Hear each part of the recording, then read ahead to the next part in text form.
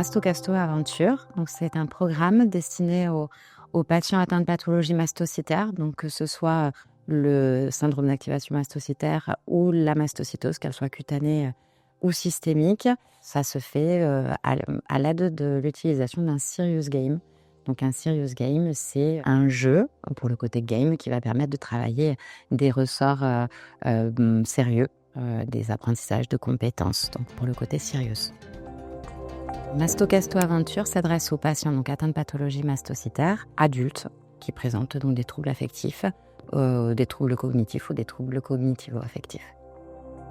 On a construit ce programme afin de s'adresser aux patients qui sont suivis donc, dans le centre de Cérémast de Toulouse, initialement, devant les besoins qu'ils nous avaient rapportés lors de leur consultation médicale ou lors d'ateliers collectifs au sein du programme PAPAM. Et plus largement, bien évidemment, si un patient suivi dans une autre unité de soins experte des pathologies mastocytaires souhaite participer, on est tout à fait ravis de pouvoir lui en faire bénéficier. C'est vraiment un programme dans lequel on va certes d'emblée reprendre un petit peu la physiopathologie de la maladie et comprendre le lien avec les symptômes travaillés dans le serious game. Et donc, dans le cas du serious game, on a 4 mondes de thématiques. Donc, un monde qui s'intéresse à tout ce qui est trouble de l'attention, la mémoire, la concentration. Donc, l'objectif, la compétence de soin que on va aller chercher à travailler, c'est vraiment d'entraîner sa mémoire, apprendre à focaliser son attention.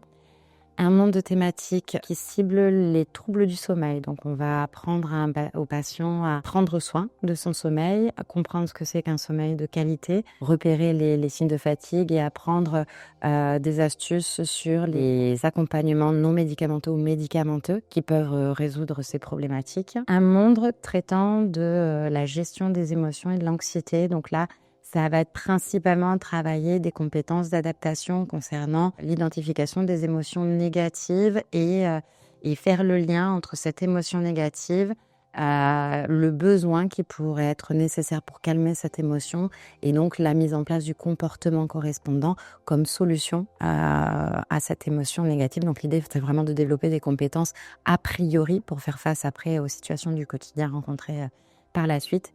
Et un monde qui appelait un peu abruptement dépression, mais l'idée c'est vraiment d'avoir un espace dans lequel le patient peut s'épancher et avec la possibilité d'un retour auprès des membres de l'équipe éducative si besoin est. Cette utilisation donc du serious game qui est mi-ETP distanciel asynchrone est encadrée par la réalisation d'ateliers collectifs en présentiel. À l'issue de ces ateliers, on va donc ouvrir l'accès au jeu pour chaque patient en créant, en identifiant un mot de passe. Donc pendant 2 mois, il pourra jouer à sa convenance à son domicile. Et à l'issue de ces 2 mois, on fait un atelier de synthèse collective en distanciel ou en présentiel pour partager ensemble les acquis apportés par le jeu. Mon ressenti global sur Mastogame, c'est que c'est un outil qui est très adaptable en fonction justement du profil de la personne qui l'utilise. Il est assez facile, il est varié. Moi, j'ai appris à prendre du temps pour moi.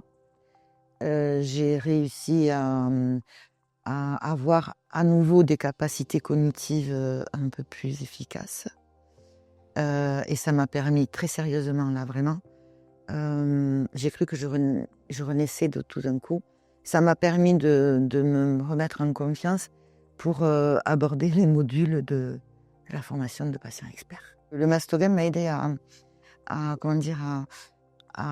créer une couche de fond, à réordonner un peu mon schéma de pensée, mon schéma mental, à ordonner tout ça et arriver à concentrer l'attention pour pouvoir apprendre à nouveau de nouvelles choses. On a des retours très favorables, notamment un apport de connaissances et de compétences d'auto-soin très important sur tout ce qui est troubles de l'attention, troubles de la concentration, troubles de la mémoire. Des retours positifs sur le monde du sommeil, avec une amélioration des symptômes à type de fatigue au quotidien. Et concernant la gestion des émotions et la dépression, on a des retours positifs, mais un petit peu plus nuancés. Mis à part l'énervement de se trouver devant quelque chose qu'on n'arrive pas à faire du premier coup, du deuxième, du troisième, mis à part ça, mais ça c'est notre quotidien, à beaucoup je crois, il n'y a pas hésité parce que ça ne peut apporter que du plus.